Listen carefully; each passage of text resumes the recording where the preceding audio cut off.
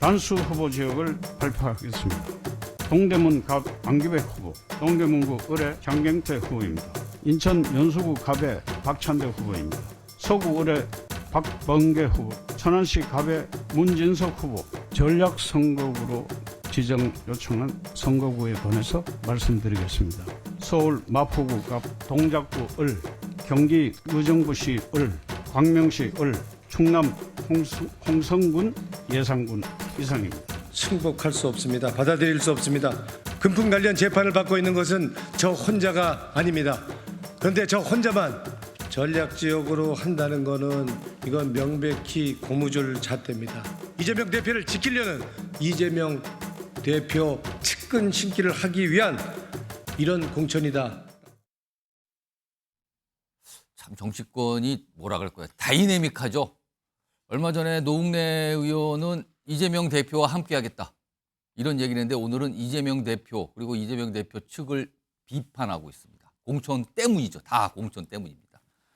자, 오늘 민주당이요 오후에 공천 결과 지금 매일 발표하고 있는데 오늘도 하나를 발표했는데 그 내용 좀 방금 영상 보셨는데 화면을 좀 정리해 보죠.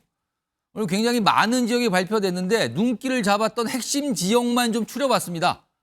자, 보면 오늘 5차 공천 심사 결과인데요. 화면 왼쪽에 단수 공천 확정. 그러니까 이분들은 여러 명이 이 지역에 신청했지만 한 명을 콕 집어서 공천됐습니다라고 결정한 거예요. 여기 보시면 안규백, 장경태, 박창대, 박경계, 문지석. 물론 이분들 말고 더 있습니다. 오늘 10곳 정도 현역 의원들이 포함이 됐는데 특히 이분들이 주목받는 이유는 공통점이 있죠. 이른바 친명으로 통하시는 의원들이라는 거죠. 특히 여기 보시면 장경태, 박찬대 등등등 이런 분들 굉장히 주목을 받고 있어요. 지금요. 친명계 단수공천 이렇게 좀 평가가 되는데요. 반면에 앞서서는 이른바 전략지역으로 선택한 곳이 있습니다. 민주당 공관위에서. 전략지역이라는 거는요. 이미 다른 후보들이 신청을 했지만 그분들 말고요. 당에서 마음에 드는 사람 그쪽에 보낼게요라는 지역이에요. 그렇다면 이미 거기에 신청을 하신 현역 의원들은 이른바 컷오프가 된 겁니다. 공천 배제죠. 근데 여기 보시면요. 몇몇 분들은 이른바 비명으로 꼽히시는 분들이 좀 언뜻 보이네요. 지금 컷오프 대상자는요. 지금 이런 상황이 됐습니다.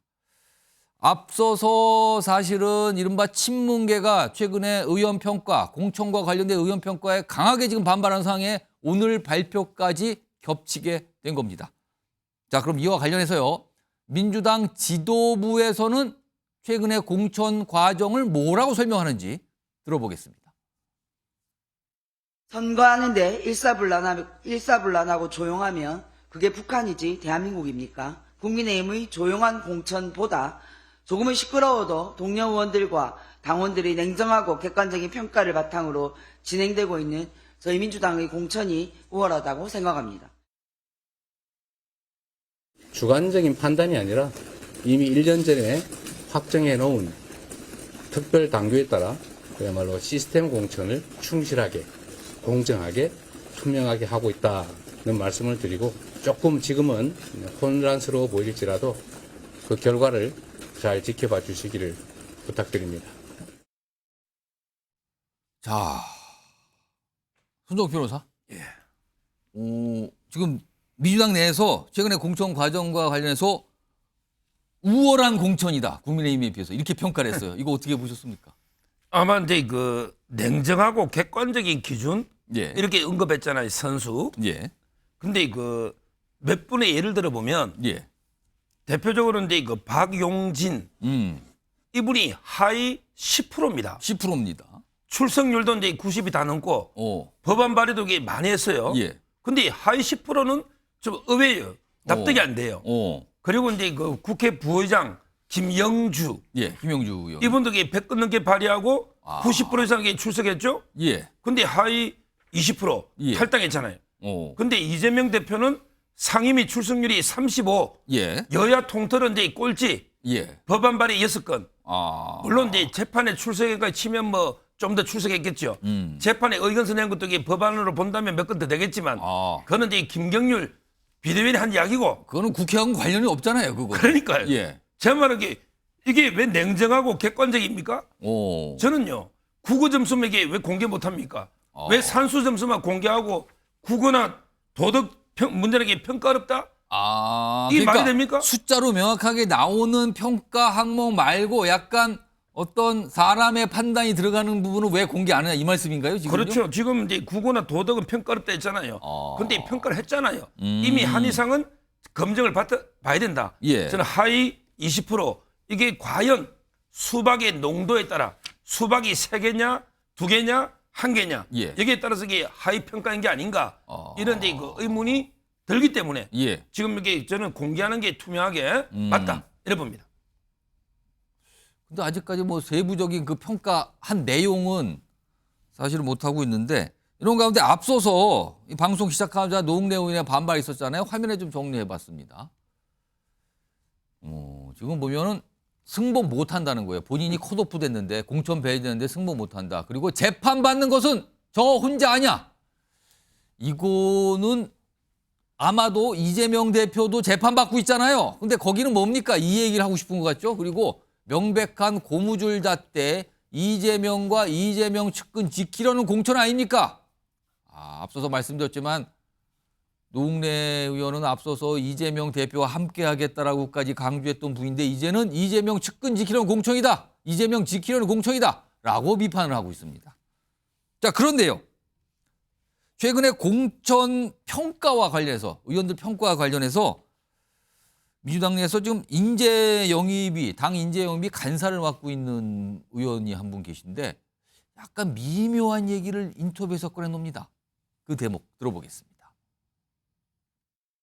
작년 하반기 때 평가를 했을 수 있습니다. 저도 아마 그때 평가를 했던 것 같은데 그 시기가 공교롭게 이재명 체포동의안에 대한 당의 의원들의 소위 가결 부결이 있었던 그 시기 아마 전후 아닌가 싶습니다. 그 시기에 동료들의 평가들이 있었을 수 있지 않습니까?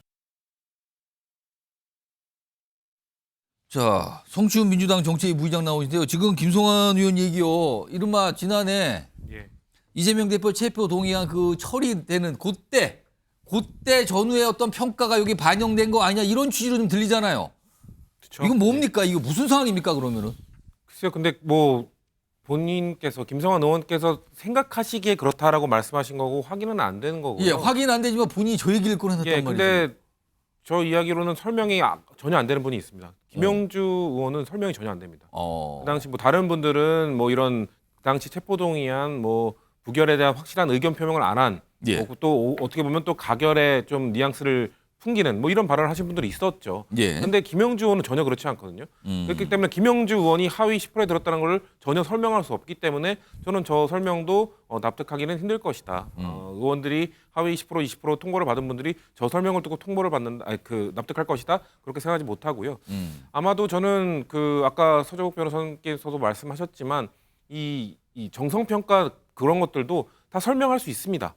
설명을 해야 됩니다. 예. 저도 뭐 시험지 채점을 해보는데 주관식 문제들도 주관식 채점 기준이 쫙쫙쫙 다 있습니다. 예. 어떤 중요한 키워드가 들어가고 어떤 것이 다 그런 걸로 충분히 납득할 수 있게 설명을 할 수 있거든요. 예. 그거에 대해서 설명하면 되죠. 만약에 김성환 의원께서 말씀하신 의원들의 다면 평가 여기에서 점수를 못 받았을 수 있다.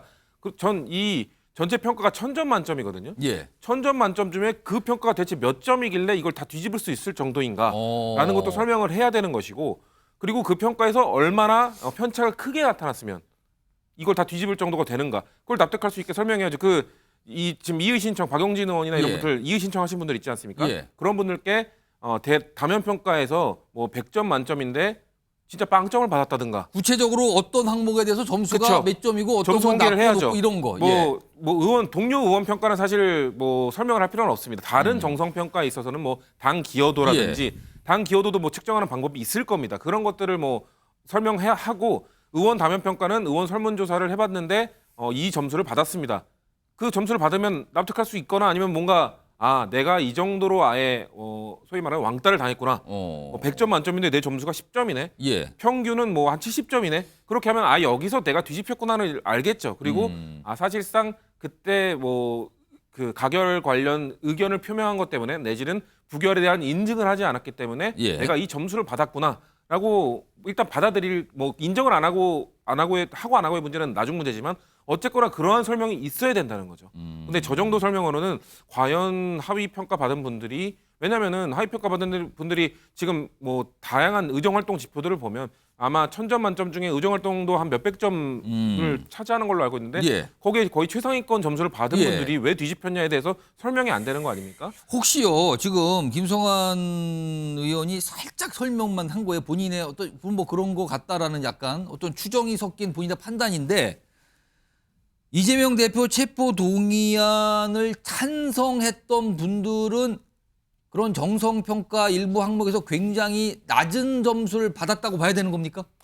뭐 지금 드러난 걸로는 그렇게밖에 볼 수 없는데 저는 만약에 그렇다면 그것조차도 당에게는 매우 부적절한 결과로 보여질 것이다. 왜냐하면 그 체포동의안이 작년에 2번 있었거든요. 예. 1차 때는 당론 채택을 했습니다. 예. 2차 때는 당론 채택을 안 했어요. 당론 채택을 안 한 거에 대해서 찬성, 반대 이 의견을 강요한다는 거. 저는 아까 서은숙 최고가 북한 이야기를 하셨는데 예. 당론 채택 안 한 거에 대해서 본인의 의사를 뭐 다르게 표명한 거에 대해서 그거에 대해서 나쁘게 평가하는 것 자체가 북한 아닙니까? 저는 오히려 반대로 그 표현이 잘못됐다는 말씀을 드리고 싶고 이런 식으로 만약에 당론 채택이 되지 않은 거에 대해서 우리 당이 예. 그거에 대해서 뭔가 안 좋은 점수를 줬다면은 우리가 어떻게 지난주에 그 대학생의 입을 틀어막은 윤석열 대통령을 비판할 수 있습니까? 다른 의견을 냈다고 해서 입을 틀어막는 행위와 다름은 없다고 저는 생각하기 때문에 예. 그게 만약에 진짜 영향을 줬다라고 해서 그 채점표가 공개됐을 때 그게 영향을 준 것으로 드러나면 저는 그게 더 민주당의 타격일 거라고 봅니다. 지금 배훈찬 소장님 급하게 오셨습니다 지금. 네. 예, 요새 길이 상황이 여의치가 않아요. 그래서 눈길이라서 상당히 태극길 채청을 빚고 있는데 예. 우리 시청자분들께서도 안전 운전하실 수 있도록 해주고 여기 눈 얘기를 하시는데 지금 그 얘기를 하는 건 아니고요. 오시면서도 아마 이제 내용 좀 많이 챙겨보시고 오늘 뉴스를 좀 많이 보셨을 건데 지금 민주당의 공천과 관련된 사항을 놓고 정치권에서 나오는 시각 중에 하나가 10년 전이 2012년 총선 당시의 민주통합당 그 모습과 너무 흡사한 거 아니냐라는 평가 시각들이 있거든요. 이거 어떻게 판단하십니까? 그렇죠. 그 비판으로부터 자유로울 수가 없는 것입니다. 결국에는 지금 이제 공천 경쟁인데 공천 경쟁이 중요한 것은 그 공천의 파장이 결과적으로는 이 총선 경쟁력, 민주당의 지지율에 영향을 준다고 볼 수 있는 것이거든요. 예. 방금 전에 이상원 앵커께서 워낙 예리하게 이 비교를 해주셨지만 2012년에 어떤 현상이 있었냐면 그때는 2012년에 이명박 정부의 마지막 해입니다. 물론 예. 이제 그 다음에 2월에 가서야 이제 그렇죠. 정권은 또 넘겨지게 되지만 그러니까 임기 말이죠. 그렇죠. 임기 말에 예. 정권 교체 또 정권 심판 여론이 높았습니다. 그러니까 대부분 그때 저도 지금 생생한 것이 그때 제가 MBN에 나와서 아마 분석을 했던 것 같은데 그때도 총선이 상당히 이 민주당에 유리하다. 예. 과반을 넘을 것이다라고 하는 그 전망의 응답 결과들이 나왔어요. 예. 근데 여러분들 아실 겁니다. 그때 김용민 후보의 그 발언 파장, 미국의 라이스 국무장관인가요? 그게 예. 어떤 여성에 대한 폄하 예. 그런 부분들인데 오히려 그때 이 새누리당으로 한나라당은 이름을 바꾸면서 예. 말 그대로 박근혜 체제에서 상당히 또 이 처절하게 또 절박하게 선거전을 펼쳐나갑니다. 그러니까 공천이 왜 중요하냐면 지금 중요한 게 혁신을 한 건 별로 여론에 반영이 안 돼요. 예. 혁신은 당연히 해야 될 거 한 거 아니야? 하는 거 아니야? 라는데 파장을 빚게 되면 이게 공천이 무서운 것이 중도층 문제가 아니라 지지층이 균열됩니다. 지금 방금 전에 우리 성치훈 정책위 부의장도 이야기했듯이 지지층도 여기서 박용진이 왜, 김영주가 왜, 윤영찬이 왜, 이런 게 나오고 송갑석이 왜, 김한정이 왜 이렇게 되면 이게 이른바 수도권 경쟁력, 서울 경쟁력에 차질을 빚기 때문에 그만큼 공천이 시끌벅적한 건 무서워지는 겁니다. 소란스럽다. 잡음이 나오고 반발이 나온다. 그리고 특정 세력이 배제된 거 아니냐. 이런 얘기가 나오는 게 10년 전의 모습과 흡사한 거 아니냐는 평가가 분명히 지금 정치권에 있거든요. 이런 상황에서 좀 공천은 매일 결과가 발표되고 있는 상황인데 오늘도 조금 여러 가지 아마 반향이나 반응들이 꽤 있을 것 같습니다. 이런 가운데요. 어제도 공천 결과 발표했고 그 앞서도 매일 발표를 하고 있는데 앞서서 변호사들이 포함된 공천 결과가 있었습니다. 그게 나온 이후에 오히려 국민의힘에서 굉장히 강한 반응들이 나와요. 그 내용 좀 확인해 보겠습니다. 빅매치 경선 지역을 발표하겠습니다. 광주 광산 을로 박균택 후보와 현역 의원인 이용빈 후보 간의 2인 경선입니다. 서울 금천구로 조상호 후보와 최기성 후보, 신격전지로 떠오른 경기 남양주시 갑은 임윤태 후보와 최민희 후보가 2인 경선을 합니다. 대장동의 변호사들이 다 공천에서 순항하고 있습니다. 이름도 못 들어본 사람들이요. 그분들은 대장동의 비밀을 알겠죠. 그러니까 이재명 대표 입장에서 무서울 겁니다. 공천을 줘야 하겠다는 생각이 있을 겁니다. 이렇게 공천하는 건 공천으로 자기 범죄에 변호사비 대납하는 겁니다. 대장동 변호인단 1차 관문 모두 통과, 대장동 특혜 공천 반발. 즐거운 일이라 하지 않을 수 없습니다. 저는 즐겁습니다. 제 입장에선 너무 좋습니다. 이런 게. 이게 뭐가 남의 당에서 뭐 공천하는데 본인이 즐겁다고 얘기하는 저 국민의힘 비대위원 김경률 비대위원 반응인데요. 강준의 국민의힘 노동위원회 부위원장, 네. 김경률 비대위원은 왜 즐겁다고 얘기를 한 걸까요?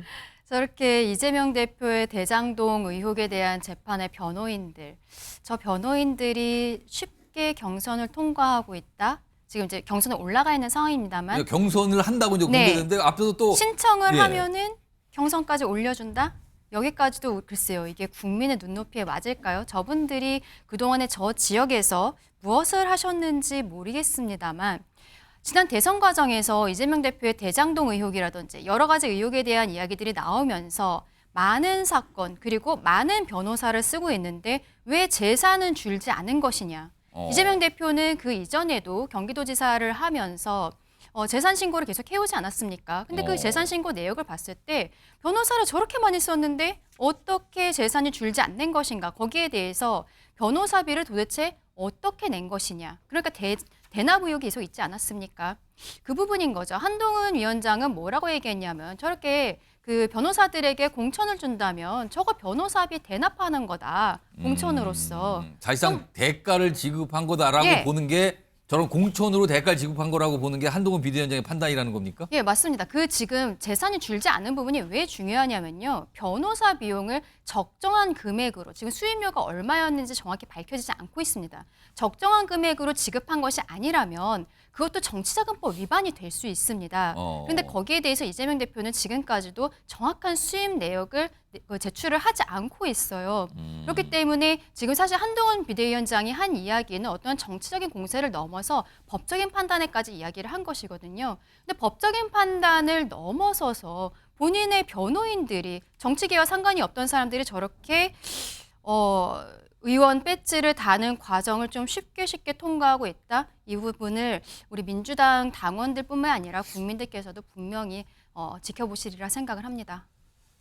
윤경호 소장님, 앞서서 임혁백 공천관리위원장, 민주당 공천관리위원장이 아까 이 변호사들과 관련된 이 공천 판단 결과를 발표할 때 빅매치라고 또 표현을 했어요. 그것도 약간 귀를 잡는데 이재명 대표 또는 이재명 대표와 관련된 인물, 이른바 대장동 사건과 관련된 인물들을 변호했던 변호사들이 이재명 대표 체제의 민주당에서 공천 신청을 했고 일단 1차 관문 통과해서 경선에 올라갔다. 이 상황은 좀 어떻게 판단하십니까? 뭐 대장동 변호인이 이 두 사람만 있으면 예. 딱 그렇게 얘기하기 적격일 거예요. 그러나 나머지 변호사들도 있죠. 그리고 제가 알기에는 아마 조상호 변호사나 박균택 변호사가 이재명 대표의 법률 특보로 이미 이 대표 옆에 또아리를 틀었을 거예요. 그러니까 법률 특보이면서 뭐 개인적인 법률 자문도 있었을 거고 당 대표에게 자문도 있었을 거고 거기에 이제 대장동 사건 기소에 맞춰서 아마 변호를 하지 않았을까 싶은데 사실 이 공천으로 대가를 지불했다 이 얘기는 굉장히 모욕적인 이제 비난이 될 거예요. 왜냐? 그러면 다른 변호사들에게는 변호사비로 돈을 줬을 텐데 이들에게는 돈을 안 준 거 아니냐 이제 이런 식의 공격이 될 수 있거든요. 예. 그러니까 그런 얘기는 정치적인 공세는 가능하지만 아마 그 변호사들에게 해당되는 이 변호사비를 받아야 되는 입장에서는 예. 상당히 모욕적인 게 아닐까 싶은데 전 그런 걸 떠나서 여든 야든요 선거철만 되면 우리 대한민국에서는 여기도 두 분의 변호사가 계시니까 사실 굉장히 기분 나쁘실 수 있을지 모르겠습니다만 변호사라는 직업군이 과잉 대표되는 측면이 좀 있다. 물론 변호사라는 분들이 다룰 수 있는 영역이 굉장히 넓은 거 알아요. 예. 그리고 법치 뭐 아니면 법률적인 소송 여러 가지 때문에 법으로 해결 이래야 되는 것 변호사의 필요성이 커진 건 맞습니다. 그러나 다른 직군의 출신들을 따지고 보면 다른 직군에 비해서 변호사가 여든 야든 좀 과잉 대표되는 측면이 있지 않나. 이 모든 것들이 결국 저는 뭐 유권자들이 알아서 판단할 문제라고 보는데요. 예. 이재명 대표에 대해서만 유독 이게 대장동 변호인이기 때문에 공천을 쉽게 받을 수 있는 자리까지 갔다.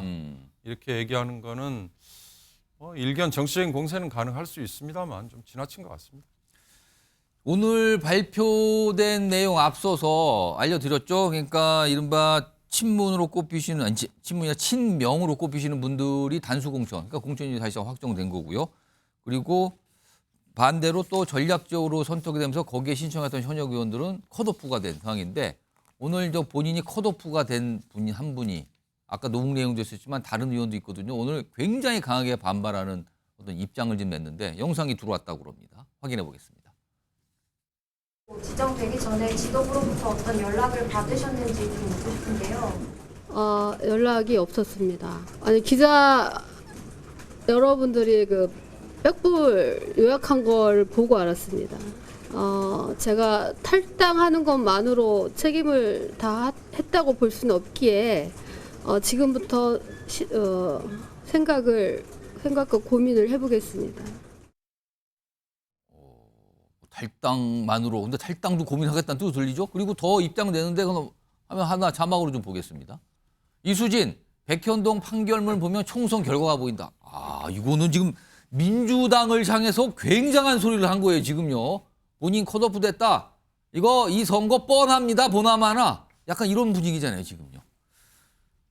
일단 이수진 의원은 얼마 전까지 정치권에서 사실은 친명 뭐 이렇게 꼽히기도 하신 분인데 아무튼 굉장히 반발하고 있어요. 이런 가운데 최근에 계속 반발하신 분들, 그러니까 문재인 정부 때 굉장히 큰 역할을 하셨던 분들, 그리고 친문으로 꼽히는 의원분들은 여전히 반발하고 있거든요.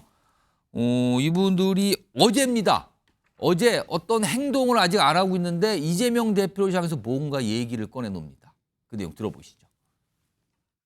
거기까지는 아니고 아무튼 최근에 일어난 여러 그 당을 이런 갈등과 뭐 분열로 이끄는 여론조사라든지 뭐 이런 문제들은 정말 진상을 조사해서 그 책임을 지워야 한다.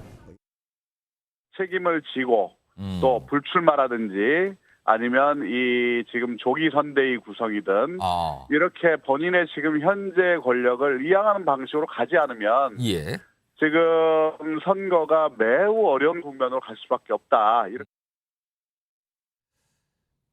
말하는 거 보면 약간 이거 사퇴, 그건 아니지만 불출마, 총선 불출마 정도를 요구하는 얘기가 좀 조금씩 해요. 그 얘기들을요. 자, 그러면은 이재명 대표와 이재명 대표의 측근은 과연 어떤 반응일까요? 이런 요구들에 대해서 들어보시죠. 이재명 당대표야말로 이번 총선 결과에 가장 영향을 크게 받을 것이고 본인의 정치적인 모든 것들을 사활을 거기에 걸고 있다고 저는 생각하고 있습니다. 저는 뭐 승리를 위해서는 제가 늘 말씀드린 게 모두 어떠한 것도 해야 되겠죠. 그렇지 않겠습니까? 그래서 뭐 툭하면 사퇴하라 소리 하는 분들이 계신 모양인데 그런 식으로 사퇴하면 아마 1년 내내 365일 대표가 바뀌어야 될 겁니다. 손석 변호사, 뭐 사퇴하라. 사퇴가 아니지만 예를 들어 불출마, 이재명 대표 총선 불출마 이런 게 있을 거라고 보세요? 지금 이제 그 불출마하고 이제 그 대표직 사퇴 있잖아요. 두 가지 얘기 정도가 이게 나오는 거예요. 둘 다 안 하고는 이게 수습 힘들 거예요. 첫째는 이제 그 불출마는요. 예. 지금 이제 노웅래 의원도 강력하게 반발하고 있잖아요. 지금 본인만 재판받는 거 아니다. 지금 그 얘기를 꺼내놨단 말이에요. 근데 더 심각한 게 그 돈봉투 의혹 문제가 남아 있어요. 지금 이제 돈봉투 명단은 이제 검찰이 공개를 했잖아요. 예. 근데 이걸 이제 공천을 배제하면 엄청난 저는 사태가 날 걸로 봐요. 지금 이제 수사도 안 했잖아요. 예. 몇 분 빼고는. 예. 근데 수사도 안 했는데 공천에 배제하는데 만약 배제가 됐다. 배제 안 할 수도 없어요. 왜 그러냐면 이제 그 정치자금법하고 정당법이잖아요. 예. 벌금 100만 원 넘으면 대규모 당선 무효입니다. 따라서 이게 배제 안 하고 공천주가 당선돼봤자 다 보궐선거예요. 그러니까 이제 배제를 해야 되는데 예. 하면 강력하게 반발하겠죠. 이재명 대표는 공천 주고 왜 우리는 수사도 안 했는데 배제하느냐. 그렇겠네요. 그래서 이제 이재명 대표가 불출마하는 것 외에는 이제 그 자르기가 어렵다. 이게 첫째 문제고요. 예. 그다음에 두 번째 지금 이제 대표직 내려놓는 것도 마찬가지예요. 원료들이 다 나섰지 않습니까? 예. 정세균 그다음에 김부겸 예. 그리고 이제 그 임채정부터 김원기 문희상 의장 당의 중진들이 지금 굉장히 비판을 하고 있어요. 그리고 이제 이광철 특보부터 다 나서잖아요. 여기 한 명만 났으면 당이 두동납니다. 한 명 남았어요. 누굽니까? 지금 이제 고양이를 통해서 경고했어요. 고양이 통해서 경고했어요. 좋아요 누른. 예.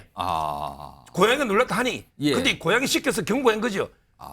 이재명 대표 공천이 사천이다. 예. 이걸 이렇게 좋아요 문재인 대통령이 한번 눌렀잖아요. 무슨 사당화 뭐 이런 거에. 예. 지금은 이제 고양이가 어떻게 그걸 누릅니까? 아인슈타인처럼 그런 뛰어난 고양이도 그걸 못 눌러요. 아무튼 그건 모르겠습니다만 예. 한번 설명은 그래요. 그러니까요. 제 말은 이제 진짜 문재인 대통령이 행동에 나서는 순간 이미 당은 메가톤급 핵폭풍으로 완전히 두동납니다. 지금이라도 이게 이재명 대표가 물러서야 된다. 그것만이 유일한 해법으로 봐요. 성취윤 부의장은 예를 들어서 이재명 대표의 불출마 선언 가능성 이거 어떻게 판단하십니까? 저는 매우 낮다고 봤는데 근데 정성호 의원께서 뭐 할 수 있는 건 다 해야죠라고 승리를 위해서는 어떤 거라도 해야죠라고 얘기를 했단 말이에요. 그거는 뭐 그것도 염두에 두겠다라는 말로 또 들립니다. 그래서 저는 뭐 고려 카드 중에 하나가 될 수도 있겠다는 생각이 드는데 일단 그거는 고려를 해야 된다고 저도 종합적인 검토가 필요하다고 생각하는데 예. 지금 그렇다고 해서 이재명 대표가 바로 사퇴, 당대표 사퇴라는 게 맞는가? 그거는 오늘도 일축했어요. 예, 뭐 저는 툭하면 사퇴 얘기냐? 저도 그 얘기는 부적절하다고 생각합니다. 왜냐하면 지금 뭐 수습할 수 있는 사람도 없습니다. 왜냐하면 지금 사실 그 전에 뭐 비대위 원장 이런 걸로 논의가 거론이 되던 분들, 뭐 그 김부겸 전 총리라든지 이런 분들이 지금 공천 이대로 가면 우리도 어떠한 도움도 줄 수 없다라는 식으로 사실상 통보를 하지 않았습니까? 예. 그렇기 때문에 이 지금의 상황을 수습하지 않으면 맡아줄 사람도 없고 맡을 사람도 없습니다. 그렇기 때문에 일단은 이 상황을 수습하는 게 먼저고 예. 그리고 뭐 이재명 대표에 대해서 뭐 이선 후퇴로는 예전부터 나왔지만 그때 또 저는 그 당시에 친명들이 주장했던 거 이재명 없이 안 된다. 저는 거기에 동의를 했거든요. 근데 예.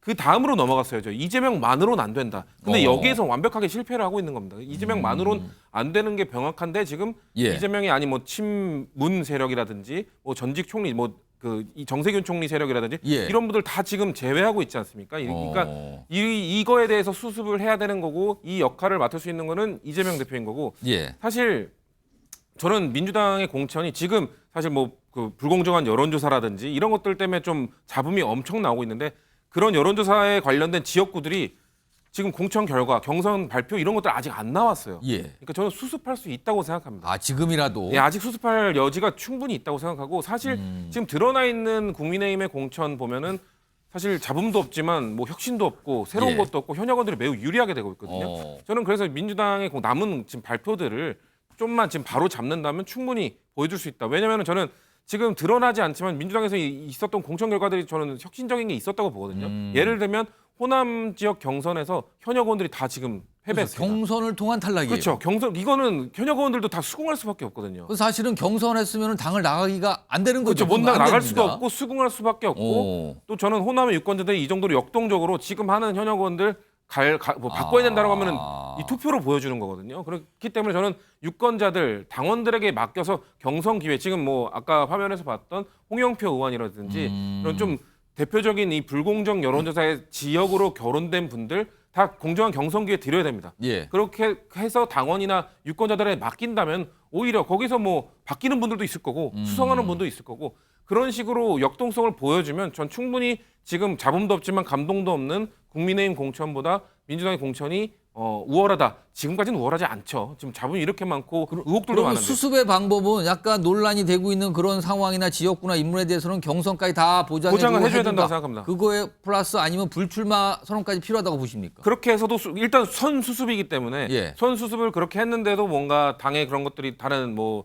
국민들의 시선이 이런 게 회복이 안 되면 그때 고려까지 그런 것도 고려해야죠. 불출마까지도 고려해야겠지만 그리고 노웅래 의원 지역 카드는 사실 노웅래 의원 거기 지역에 대해서는 예. 이재명 대표가 불출마하지 않는 이상 수습할 수 있는 방법이 상당히 없습니다. 그러니까 지금 노웅래 의원이 딱 그 재판 문제를 그쵸. 걸고 들어왔어요. 그리고 지금요. 다른 분을 혹시나 노웅래 의원이 내가 깨끗하게 물러나겠다고 한들 예. 다른 사람을 공천해 주더라도 마포갑 지역은 사실 민주당 세가 그렇게 노웅래 의원이 4선을 해서 민주당이 좋은 것처럼 보일 뿐이지 당세가 그렇게 강한 곳이 아닙니다. 그렇기 때문에 저 지역은 사실상 지금 거의 뭐 포기를 하면서 왜냐하면 노웅래 의원의 그 공천 자체가 예. 다른 그 서울 지역에 영향을 줄 수 있다는 판단으로 지금 사실상 거의 포기로 가는 건데 예. 포기하지 않는 모습으로 보여주기 위해서는 이재명 대표의 불출마도 카드가 될 수 있는 거죠.